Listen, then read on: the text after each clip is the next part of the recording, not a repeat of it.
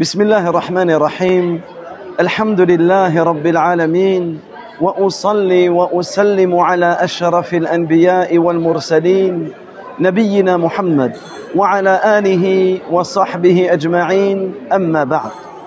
J'aimerais prendre la parole aujourd'hui sur un fait divers dramatique, un fait divers qui s'est produit dans une de nos régions en France. Une de nos sœurs, une de nos jeunes sœurs, qu'Allah tabaraka wa ta'ala la préserve, s'est faite agresser violemment. Elle s'est faite enlever et violer par un groupe de tyrans, par un groupe de brutes.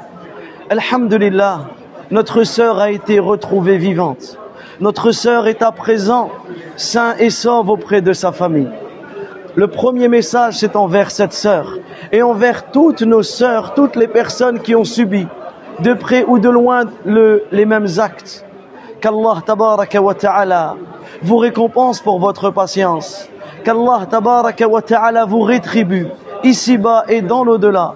Et sachez qu'il n'y a pas un mal qui touche le croyant et la croyante sans que ne ce soit pas pour lui, pour elle, une purification ici-bas de ses péchés. Et sans que ce soit pas une récompense bifadlillahi tabaraka wa ta'ala dans l'au-delà. Ma sœur, je vous recommande ainsi qu'à moi-même de invoquer au maximum Allah tabaraka wa ta'ala et de ne pas désespérer, de ne pas vous en vouloir à vous-même, car cet acte n'a pu être commis que par des gens pervers, que par des brutes et des tyrans.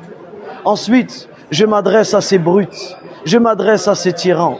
Et il y aurait tellement de choses à vous dire. Mais je vais m'arrêter sur un point et un conseil. C'est de retourner à votre Seigneur. De retourner à votre Créateur. Et de vous repentir d'un repentir sincère avant que la mort vous frappe. Avant que la mort vous touche. Car un tel acte mérite châtiment et punition.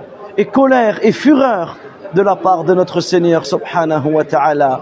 Mais la porte du repentir est ouverte, même à ceux qui ont commis les pires des actes.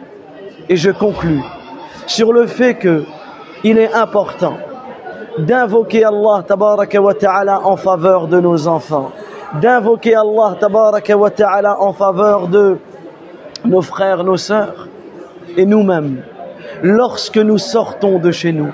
Et enseignons cela à nos enfants, enseignons cela à nos familles. À chaque fois que notre noble prophète Muhammad sallallahu alayhi wa sallam sortait de chez lui, il levait la tête vers le ciel. Pourquoi il levait la tête vers le ciel? Afin de prendre conscience qu'Allah tabaraka wa ta'ala l'observe et qu'Allah tabaraka wa ta'ala le surveille.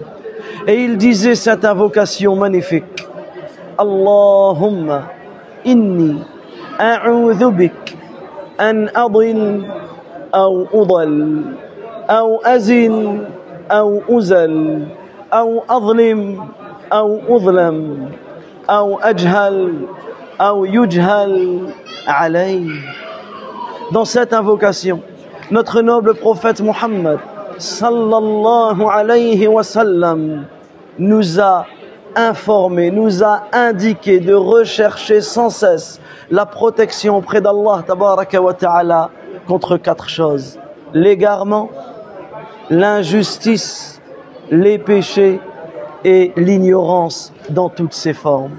Alors il est capital et important d'invoquer Allah tabaraka wa ta'ala afin qu'il nous préserve de cela. Il est capital et important de prendre conscience que lorsque l'on sort de chez soi, nous sommes obligés de fréquenter les gens. Et parmi les gens, il n'y a pas que des bons, il y a aussi des mauvaises personnes. Lorsque tu sors dans la rue, lorsque tu vas à l'école, lorsque tu vas au travail ou au sport, tu vas certainement rencontrer des gens mauvais, des gens qui veulent ton mal.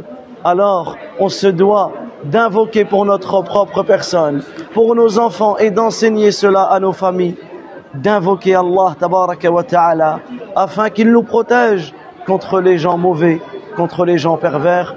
Je demande à toute personne d'invoquer Allah tabaraka wa ta'ala en faveur de notre jeune sœur, en faveur de sa famille, et qu'il fasse que de cette épreuve, ils en sortent avec une foi pleine et grandie et qu'Allah tabaraka wa ta'ala nous purifie et nous préserve et nous protège contre toutes les mauvaises personnes. La question qui se pose, est-ce que la femme qui a été violée, qu'Allah tabaraka wa ta'ala nous en préserve et préserve de cela toutes nos sœurs, est-ce que la femme qui a été violée et qui est tombée suite à ce viol, elle est tombée enceinte, est-ce qu'elle a le droit d'avorter ou pas?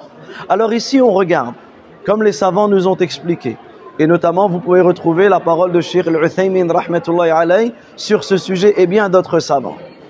Si elle est enceinte et la grossesse n'a pas encore atteint les 4 mois de grossesse, c'est-à-dire 120 jours, puisque avant les 120 jours, l'âme n'a pas encore été insufflée dans le fœtus, alors elle a le droit d'avorter. Et il lui est même conseillé d'avorter. À ce moment-là, c'est meilleur. Si c'est avant les 4 mois de grossesse, c'est meilleur d'avorter que de garder cet enfant. Si maintenant c'est après les 4 mois de grossesse, donc l'âme a été insufflée dans le fœtus, dans ce cas-là, il ne lui est pas permis d'avorter. Elle gardera l'enfant. L'enfant appartient à qui? Si la femme est mariée, l'enfant sera attribué à son mari. Et certains savants, parmi les savants de l'école malikite et de l'école hanbalite, vont considérer que il est meilleur pour la femme de ne pas avoir de rapport avec son mari durant une période de 3 menstrues. Les autres écoles considèrent qu'il n'y a pas de période de viduité. Également, si la femme n'est pas mariée et qu'elle a gardé pour X raison l'enfant ou qu'elle s'est rendue compte de sa grossesse après les 4 mois, dans ce cas-là, l'enfant est attribué à elle-même. Il portera son nom à elle et ne sera pas attribué à son géniteur. Qu'Allah tabaraka wa ta'ala préserve nos sœurs. Qu'Allah tabaraka wa ta'ala préserve notre communauté de tout mal. Wallahu ta'ala a'lam. Wa sallallahu wa sallam ala nabiyyina Muhammad wa ala alihi wa sahbihi ajma'in.